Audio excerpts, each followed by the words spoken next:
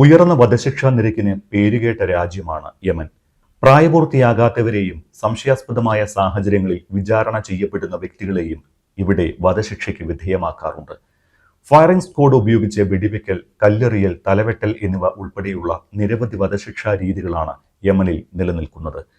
ഹൂതികളുടെ നിയന്ത്രണത്തിലുള്ള പ്രദേശങ്ങളിൽ അടുത്തിടെ ഫയറിംഗ് സ്ക്വാഡ് ഉപയോഗിച്ച് വെടിവെച്ച് കൊലപ്പെടുത്തുന്നതാണ് സാധാരണയായി പിന്തുടർന്നു വരുന്നത്. ശരിയത്ത് തത്വങ്ങളിൽ ക്രിമിനൽ കോടതികൾക്ക് കീഴിലാണ് യമനിലെ വിചാരണകൾ നടക്കുന്നത്. വധശിക്ഷ ലഭിക്കാവുന്ന കേസുകളിൽ വിധിന്യായങ്ങൾ പലപ്പോഴും പുരുഷ സാക്ഷികളുടെ മൊഴിയെയും കുറ്റസമ്മതത്തെയും ആശ്രയിച്ചിരിക്കുമെന്നാണ് റിപ്പോർട്ടുകളെല്ലാം സൂചിപ്പിക്കുന്നത്. വധശിക്ഷയ്ക്ക് വിധിക്കപ്പെട്ടാൽ പ്രതികൾക്ക് ഒന്നിലധികം തലങ്ങളിൽ അപ്പീൽ നൽകാം. യമൻ സുപ്രീം കോടതിയും അത് അവലോകനം ചെയ്യും. യമൻ പ്രസിഡന്റിന്റെ അനുമതിയില്ലാതെ ഒരു വധശിക്ഷയും നടപ്പിലാക്കാൻ കഴിയില്ല. എന്നാൽ നിമിഷപ്രിയയുടെ കാര്യത്തിൽ പ്രസിഡന്റും അനുമതി നൽകിക്കഴിഞ്ഞു. പിന്നെ ആകെയുള്ള വഴി ബ്ലഡ് മണിയാണ്. ഇസ്ലാമിക നിയമമനുസരിച്ച് കുറ്റകൃത്യങ്ങളുടെ ഇരകൾക്ക് കുറ്റവാളികളെ എങ്ങനെ ശിക്ഷിക്കണമെന്ന് തീരുമാനിക്കാനുള്ള അവകാശമുണ്ട്. കൊലപാതകത്തിന്റെ കാര്യത്തിൽ ഈ തത്വം ഇരകളുടെ കുടുംബങ്ങൾക്ക് ബാധകമാണ്. നഷ്ടപരിഹാരം നൽകുന്നതിന് പകരമായി ഇരയുടെ കുടുംബത്തിന് പ്രതിക്ക് മാപ്പ് നൽകാം.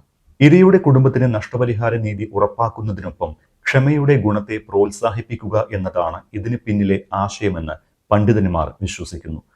പ്രതിയുടെ കുടുംബമോ പ്രതിനിധികളോ ഇരയുടെ കുടുംബവുമായുള്ള ചർച്ചയിലൂടെയാണ് സാധാരണയായി തുക നിശ്ചയിക്കുന്നത്. ഇത് പലപ്പോഴും സ്വകാര്യമായിരിക്കും. കുടുംബത്തിലെ എല്ലാ അംഗങ്ങളും മാപ്പ് നൽകാൻ തയ്യാറായാൽ മാത്രമേ മോചനം സാധ്യമാവുകയുള്ളൂ. നിമിഷപ്രിയയുടെ കേസിൽ വധശിക്ഷയിൽ നിന്ന് വിടുതൽ ലഭിക്കാൻ $10 ലക്ഷം ദിയാദനമായി നൽകാമെന്നാണ് ഏറ്റവും ഒടുവിൽ യമൻ പൗരന്റെ കുടുംബത്തെ അറിയിച്ചത്. എന്നാൽ മെഹദിയുടെ കുടുംബത്തിലെ ചില അംഗങ്ങൾ മാപ്പ് നൽകുന്നതിനോട് വിയോജിച്ചതാണ് നിമിഷപ്രിയയുടെ മോചനത്തിന് വിലങ്ങുതടിയായിരിക്കുന്നത്. മാപ്പ് നൽകാൻ ഇരയുടെ കുടുംബം വിസമ്മതിച്ചാൽ പിന്നെ മിക്ക കേസുകളിലും വെടിവെച്ചാണ് വധശിക്ഷ നടപ്പിലാക്കുന്നത്. സാധാരണയായി ജയിലുകളിലാണ് വധശിക്ഷ നടപ്പിലാക്കുക. എന്നാൽ ചില സന്ദർഭങ്ങളിൽ പരസ്യമായി വധശിക്ഷ നടപ്പാക്കിയിട്ടുമുണ്ട്. വധശിക്ഷ നടപ്പാക്കുന്ന സ്ഥലത്തേക്ക് കണ്ണുകൾ മൂടിക്കെട്ടി പ്രതിയെ എത്തിക്കും. പ്രതിയുടെ കൈവിലങ്ങുകൾ അഴിച്ചുമാറ്റിയ ശേഷം പുതപ്പോ കാർപ്പറ്റോ വിരിച്ചിട്ടുള്ള തറയിൽ മുഖം കീഴോട്ടാക്കി കമിഴ്ത്തി കിടത്തും. തുടർന്ന് ആരാച്ചാർ ശിക്ഷ നടപ്പാക്കും. ഓട്ടോമാറ്റിക് റൈഫിൾ കൊണ്ട് ഒന്നിലധികം തവണ പ്രതിയുടെ മുതുകിൽ ഹൃദയത്തിന്റെ ഭാഗത്തേക്ക് വെടിവെക്കും. വെടിവെക്കുന്നതിന് മുന്നേ തന്നെ പ്രതിയുടെ ഹൃദയം ഏത് ഭാഗത്താണ് എന്ന് ആരാച്ചാർക്ക് ഡോക്ടർമാർ കൃത്യമായി കാണിച്ചു കൊടുക്കുകയും ചെയ്യും. ഇത് കൃത്യമായി മനസ്സിലാക്കിയാണ് ആരാച്ചാർ വെടിവെക്കുന്നത്. മരണം ഉറപ്പാക്കിയ ശേഷം ശരീരം സംസ്കാരത്തിനായി വിട്ടുനൽകും. യമനിൽ വധശിക്ഷകൾ നൽകുന്നത് വർദ്ധിച്ചു വരികയാണ് എന്നാണ് റിപ്പോർട്ടുകൾ സൂചിപ്പിക്കുന്നത്. പ്രത്യേകിച്ച് ഹൂതി സൈന്യത്തിന് സ്വാധീനമുള്ള വടക്കൻ പ്രദേശങ്ങളിൽ. 2014 സന പിടിച്ചെടുത്തതിന് ശേഷം ഹൂതികൾ അക്രമ കുറ്റകൃത്യങ്ങൾക്ക് മാത്രമല്ല ധാർമ്മികവും രാഷ്ട്രീയപരവുമായ കുറ്റകൃത്യങ്ങൾക്കും വധശിക്ഷ നൽകുന്നുണ്ട്. ഹൂതികളുടെ നിയന്ത്രണത്തിലുള്ള പ്രദേശങ്ങളിലെ നീതിന്യായ വ്യവസ്ഥ പലപ്പോഴും അന്താരാഷ്ട്ര മാനദണ്ഡങ്ങൾ പാലിക്കുന്നതിൽ പരാജയപ്പെടുന്നുണ്ട് എന്നും തെറ്റായ അന്വേഷണവും പ്രതിരോധിക്കാനുള്ള അവസരങ്ങൾ കുറയുന്നത് മൂലവുമാണ് പലപ്പോഴും വധശിക്ഷകൾ വിധിക്കുന്നത് എന്നും വിമർശകർ പറയുന്നുണ്ട്. കൊലപാതകം, ബലാത്സംഗം, ഭീകരവാദം, ചാരവൃത്തി, വിശ്വാസം ഉപേക്ഷിക്കൽ, വ്യഭിചാരം എന്നിവ ഉൾപ്പെടെയുള്ള കുറ്റകൃത്യങ്ങൾക്ക് യമനിൽ വധശിക്ഷ നൽകുന്നത് നിയമപരമാണ്.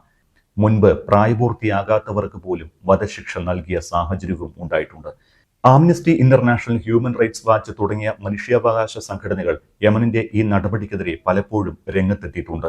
പ്രത്യേകിച്ച് ന്യായമായ വിചാരണ മാനദണ്ഡങ്ങൾ പാലിക്കാത്ത സാഹചര്യങ്ങളിൽ വധശിക്ഷകൾ നിർത്തണമെന്ന് UN വിദഗ്ധർ യമനോട് ആവശ്യപ്പെട്ടിട്ടുമുണ്ട്. യമനുമായി ഇന്ത്യക്ക് നയതന്ത്ര ബന്ധമോ അവിടെ ഇന്ത്യൻ എംബസിയോ ഇല്ല. യമനിൽ ആഭ്യന്തര പ്രശ്നങ്ങൾ ഉണ്ടായതിനെ തുടർന്ന് 2016 മുതൽ ഇന്ത്യയിൽ നിന്ന് അവിടേക്ക് യാത്രാവിലക്കുമുണ്ട്. എംബസിയുടെ പ്രവർത്തനങ്ങൾ യമനിൽ കാര്യമായില്ല. ഗോത്ര സമുദായങ്ങളാണ് അവിടെ കാര്യങ്ങൾ തീരുമാനിക്കുന്നത്.